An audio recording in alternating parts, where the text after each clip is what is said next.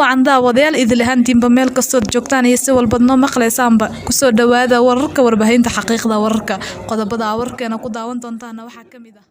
warbaahinta dheeraada ayaa ka soo baxaya qarax xalay uu ka badbaaday agaasimaha hay'adda socdaalka iyo jinsiyadda dawladda Soomaaliya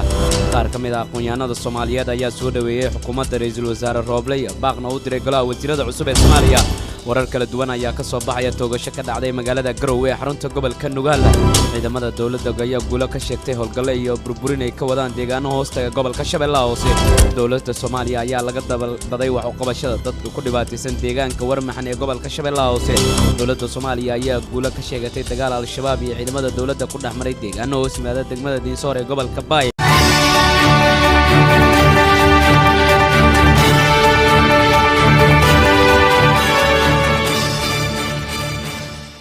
waa subaxnimo Arbaca taariikhduna ay ku beegan tahay 22ka bisha 10aad sanadka 2020 kuwaasi waxay hayeen qodobada warka iyaga ugu dooran iminkana iyaga oo fidsan faahfaahin dheeraad ayaa ka soo baxaya qarax xalay uu ka badbaaday agaasimaha hay'adda socdaalka iyo jinsiyadda dawladda Soomaaliya warar kala duwan ayaan ka helinaa qarax xoogan oo xalay magaalada Muqdisho gaar ahaan isgoyska kilometer 4 kiisa joogtiisa laga maqlayay inta badan degmooyinka gobolka Banaadir dad goobjoogayaal oo aan la xiriirnay ayaa inoo sheegay in qaraxaasi uu ahaa miina dhuuca dhulka lagu aaso oo la geliyay laamiga dhinaciisa una si gaar ah uga dhacay wadada aada dhinaca garoonka diyaaradaha ee Aadan Cabdulle Cismaan Aadan Cadde qaraxa ayaa waxaa la sheegay in la heegtay agaasimaha hay'adda socdaalka iyo jinsiyadda dawladda federaalka Soomaaliya Maxamed Aadan Koofi oo xilligaasi marayay wadada hase yeeshee qaraxaasi uu ka badbaaday agaasimaha oo saarnaa gaaray nooca aan xabad u karin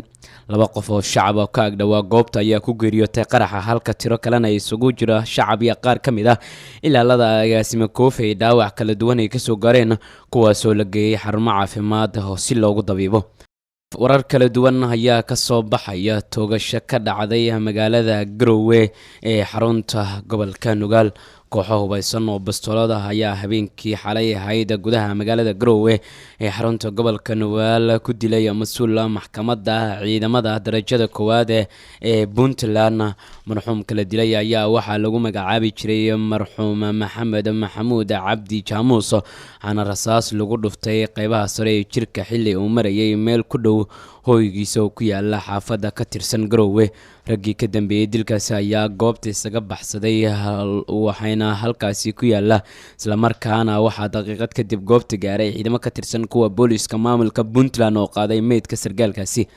Maxamed Maxamuud Jaamuus ayaa la sheegay inuu kaliya ka ahaa maxkamadda darajada koowaad ee ciidamada Puntland isla markaana uu muddo la shaqeynayay maxkamadaasi yeeshee xalay lagu dilay magaalada Garowe xarunta gobolka Nugaal saraakiisha amniga Puntland weli ma jiro wax war ay ka soo saareen dilkaasi loo geystay Jaamuus waxaana wararka qaarkood ay sheegayaan in ciidanka amniga ay wadaan baaritaano kala duwan oo saakay ilaa xalay ka sameynayaan halka ay toogashada ka dhacday qaar ka mid ah aqoonyahanada Soomaaliyeed ayaa soo dhaweeyay xukuumadda ra'iisul wasaare Roble baaqna u diray golaha wasiirada cusub ee Soomaaliya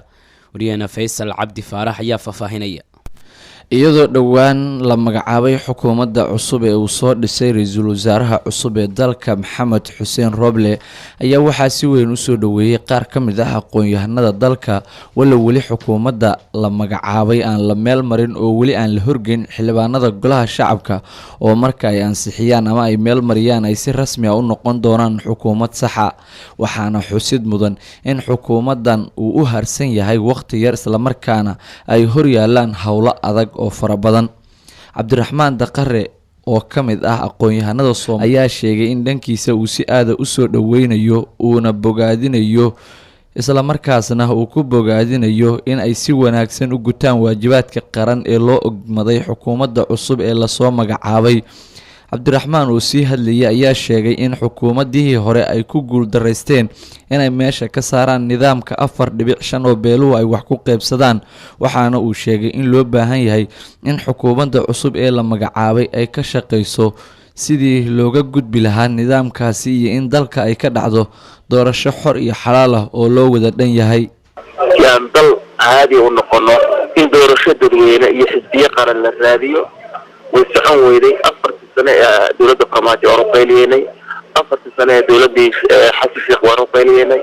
afartii sano ka horeysay ee sheekh shariif saasoo kaleeto ilaa cabdullaahi yuusuf ilaa cabdiqaasim intaa waxaan lahayn war nidaamka qabyaalada ah ee 4.5 qaran laguma hogaamin karo qabiilka iyo qaranku dad iyo daasiin bay isku yihiin warka daaya marka faaba akthar الناس ila qura waxaad moodaa dadkeena inay diideen mataqaanaa hanaankaas adduunyada isticmaasho oo qabiil wax lagu dooranayo balse dara marka waxaa dhacday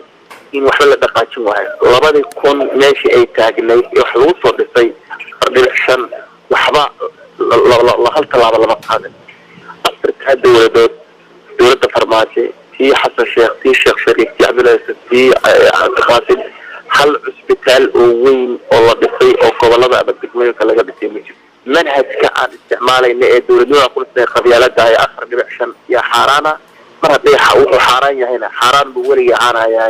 xaaraan isku bedelayo inta ama fikirkaas oo qaba maya way